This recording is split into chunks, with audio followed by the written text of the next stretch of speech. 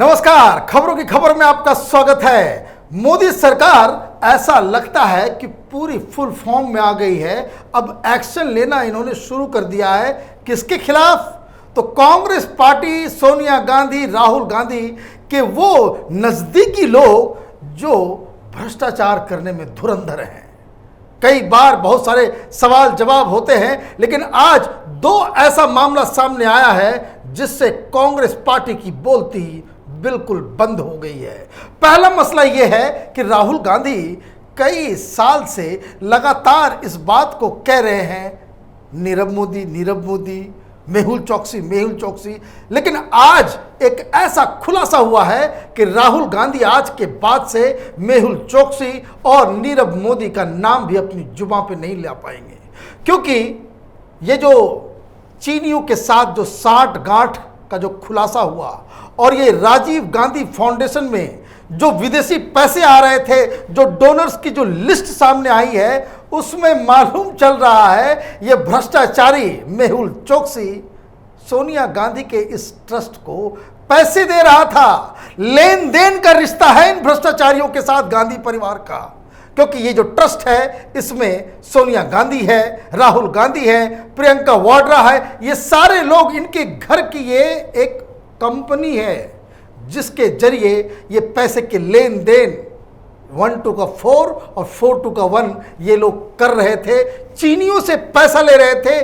चीनी एजेंट्स के साथ 10 जनपद में ये लोग मीटिंग कर रहे थे। अब खुलासा क्या हुआ है? तो खुलासा ये हुआ है कि जो दुनिया भर से ये पैसे लेने की जो आदत है इस ट्रस्ट को, तो इस ट्रस्ट में मेहुल चौकसी ने भी पैसे दिए थे। और ये रिपोर्ट क्या आई है, जरा उसको देखिए। In a fresh development in Rajiv Gandhi foundation funding row, it has now been revealed that fugitive diamantaire Mehul Choksi made undisclosed donation in 2014-15 to the Sonia-led foundation. The donations were made under the name of Naviraj Estate Private Limited and Choksi is one of the directors of the company. ये कोई आरोप नहीं है, ये admission है। उनके website पे जो डोनर लिस्ट जो दी हुई है उसमें एक है नविराज स्टेट प्राइवेट लिमिटेड। देखिए ये डोनर्स की लिस्ट है जो राजीव गांधी फाउंडेशन में पैसे दे रहे थे। तो 2014 और 15 में इस नविराज स्टेट प्राइवेट लिमिटेड ने पैसे दिए। अब ये जो कंपनी है इसके डायरेक्टर कौन है? तो मालूम चल रहा है कि डायरेक्टर, तो इंटरनेट का जमाना है, कंपनी का नाम डालिए और नेट पे जैसे ही आप डालेंगे उसके डायरेक्टर्स के नाम सामने आ जाएंगे। तो उसके डायरेक्टर की लिस्ट को आप देखिए। 2 डायरेक्टर्स हैं इस कंपनी में और एक डायरेक्टर मेहुल चौकसी है। ये मेहुल चौकसी वही है जो नीरव मोदी का नेफ्यू है। पहले भी कई लोग इस बात का आरोप लगा चुके हैं कि जो नीरव मोदी जो फैशन शो वगैरह किया करता था, जो पार्टीज करता था, उसमें राहुल गांधी स्वयं मौजूद होते थे। मतलब ये कांग्रेस पार्टी, गांधी परिवार मेहुल चौकसी और नीरव मोदी से रिश्ते भी रखे, उससे पैसे भी खाए और पैसे लेकर के वो भाग जाए तो आप उसका ठीकरा किसी और पे आप फोड़ना शुरू करो। इसे कहते हैं चोरी और सीनाजोरी। ये मसला अब इतना बवाल मचेगा इस पे अब तो कार्रवाई होनी चाहिए। ये जो पूरा मसला जो देश के साथ किस तरीके से कांग्रेस पार्टी और गांधी परिवार ने इस देश को बेच डाला, पैसे ले लेकर विदेशियों के हाथों, चीनियों के हाथों, सीक्रेट जो सर्विसेज, जो सीक्रेट एजेंसीज हैं, खुफिया एजेंसीज हैं, उनसे पैसे लेकर के ये देश चलाने का काम कर रहे थे। अब सरकार इस पे तुरंत कार्रवाई नहीं करती है। अगर इस ट्रस्ट को बाकायदा सरकार अपने हाथ में नहीं लेती है, इन लोगों को जेल में नहीं डालती है, तो लोग इस सरकार की मंशा, इनकी नीयत के ऊपर भी सवाल उठाने लगेंगे। लेकिन इस बीच सरकार ने बड़ा दूसरा एक अच्छा काम किया है। आज सोनिया गांधी के जो सबसे प्रिय सलाहकार हैं, उनके जो पॉलिटिकल एडवाइजर रहे हैं, जिनकी तूती बोला करती थी जब मनमोहन सिंह की सरकार थी, लोग ये कहते हैं कि जब मनमोहन सिंह की सरकार थी तो अहमद पटेल के बिना पीएमओ में कोई पत्ता भी नहीं हिला करता था। आज उनके घर ईडी की एक टीम गई है और जिस समय मैं इस वीडियो को रिकॉर्ड कर रहा हूं उससे पूछताछ हो रही है। 4-5 घंटे बीत चुके हैं और उनको घर में ही बाकायदा उनसे पूछताछ की जा रही है। किस चीज के लिए? तो एक और घोटाला है, ये नीरव मोदी और चौकसी से भी बड़ा घोटाला। 14,500 करोड़ रुपए संदेशरा ग्रुप के लोगों ने वो गबन कर दिया। ठीक उसी तरीके से जिस तरह से ये लोग बैंक से लोन लेकर के गायब हो गए, जिस तरीके से विजय माल्या चूना लगा गया सारे बैंकों को, उसी तरीके से ये संदेशरा ग्रुप ने भी इस देश के बैंकों को चूना लगाया है। और कितना बड़ा चूना लगाया है? 14,500 करोड़ रुपए का। छोटा मोटा रकम नहीं है ये। अब सवाल इसलिए पूछा जा रहा है, इसमें क्या रोल है सोनिया गांधी के पॉलिटिकल एडवाइजर का?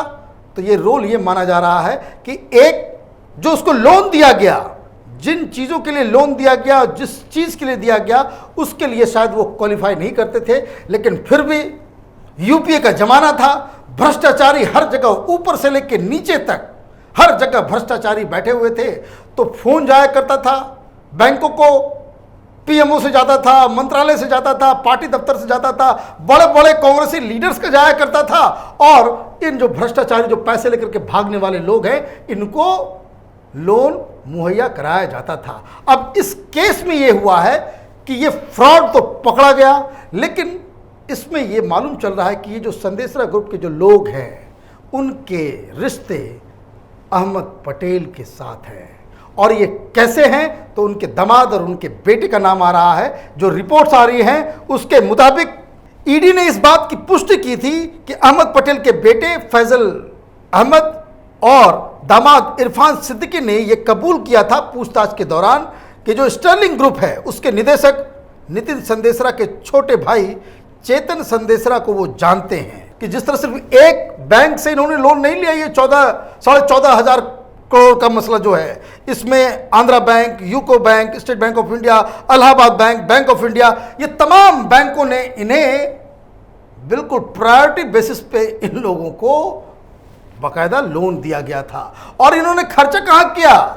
लोन किसी और काम के लिए लिया। और ये नाइजीरिया में ऑयल फील्ड्स में ये पैसा लगा रहे थे, लंदन में ये बंगला खरीद रहे थे, अपने प्राइवेट प्रॉपर्टी ऐश मौज के लिए लोन लिया किसी और काम के लिए, और पैसा सब इन्होंने विदेश में भेज दिया। और इसीलिए ईडी इस बात को तहकीकात कर रही है कि ये मसला मनी लॉन्ड्रिंग का हो गया है कि आपने गलत दावे करके, गलत प्रॉमिसेस करके आपने बैंक से पैसे लिए और भाग गए देश छोड़ के। ये लोग विदेश में हैं और इसलिए जब इनकी तहकीकात हो रही है कि किस वजह से, किसके सलाह पे, किसके प्रेशर की वजह से बैंकों ने ये बाकायदा लोन दिया इन लोगों को और इसके पीछे वो कौन सा तंत्र काम कर रहा था, उसकी इन्वेस्टिगेशन हो रही है। और इसलिए अहमद पटेल सोनिया गांधी के सबसे नजदीकी पॉलिटिकल सलाहकार, उनके यहाँ उनसे पूछताछ की जा रही है कि भाई इसमें आपका क्या रोल है। वैसे 2 सप्ताह पहले ईडी ने इन्हें बुलाया था, तब इन्होंने कहा था कि मेरी उम्र 65 साल से ऊपर की हो गई है, मैं अभी कोरोना का माहौल है, मैं नहीं आ सकता। अच्छा, नहीं आ सकते थे तो आज उनके घर ही ईडी पहुंच गई। और वो इसलिए पहुंचना जरूरी था क्योंकि जिस तरीके से लगातार कांग्रेस पार्टी के काले करतूतों की, उनके जो कारनामे हैं, उनका खुलासा जो लगातार हो रहा है, अजीब स्थिति है। आप देश चला रहे हैं और चीनियों से पैसे खा रहे हैं। आप देश चला रहे हैं, मालूम चल रहा है कि 10 जनपद के अंदर सोनिया गांधी, उस समय तो यूपी की चेयरपर्सन थी, सुपर प्राइम मिनिस्टर हुआ करती थी। तो ये सारी चीजें आप कर रही थी। और जो वहां जो चीनी आईएसआई है, चीन की जो खुफिया एजेंसी है, उसके वाइस प्रेसिडेंट और उसके चीफ्स को आप अपने घर के अंदर 10 जनपद के अंदर आप गुप्त रूप से मीटिंग्स कर रही हैं। ये कैसे बर्दाश्त किया जा सकता है और सरकार इसे कैसे बर्दाश्त कर सकती है? क्योंकि अभी 3-4 मसले बहुत ही खुल के सामने आ गए हैं। एक कि चीन किस तरीके से हिंदुस्तान के विपक्षियों को लोभ देकर के, पैसे देकर के और तमाम तरह की चीज़ों को देकर के वो हिंदुस्तान में एक चीन को लेकर के जो विवाद चल रहा है, एक विद्रोह क्रिएट करने की कोशिश कर रही है। लगातार वो सेना और सरकार को डिमोरलाइज करने का पूरा कैंपेन चल रहा है। वो इसलिए देखिए किस तरीके से वो अपने जो उसको कहते हैं नमक अदायगी राहुल गांधी और कांग्रेस पार्टी कर रही है। रोज सवाल पूछा जा रहा है।